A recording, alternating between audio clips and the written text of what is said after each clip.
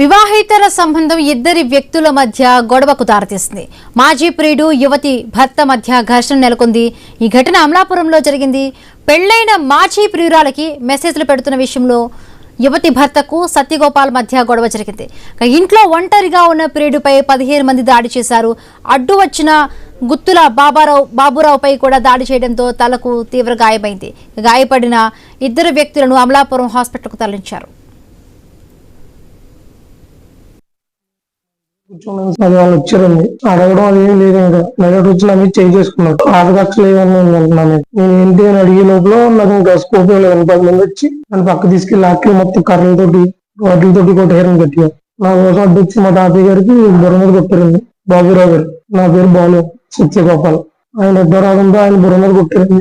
అది బాగా రక్తంగా అయింది. నా పేరు బాబురావు అండి. నేను అప్పుడు దాకా అలా పడుకునే ఉన్నానండి ఇంట్లో. ఏ తాగాను, ఇలాగా గొడవ జరుగుతుంది, మా మనవాడిని తీసుకెళ్లి కుమ్మేస్తున్నారు.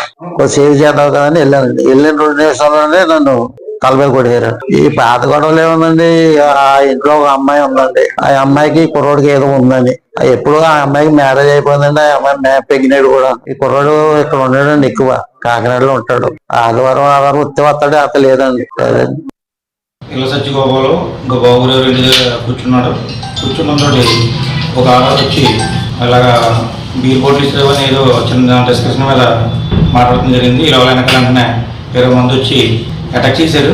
అటాక్ చేసి ఈ లోపల మధ్యన మా చిన్నగారంటే బాబురావు మధ్యన ఎడదిట్టేటికి సమయంలో ఆయన బుర్రపగలు కొట్టారు. బుర్రపగలు కొడితే దీనికి పోలీస్ స్టేషన్లో వాళ్ళ కంప్లైంట్, రివర్స్ కంప్లైంట్ వీళ్ళు వాళ్ళకి కలబడి కొట్టుకున్నారు అని చెప్పి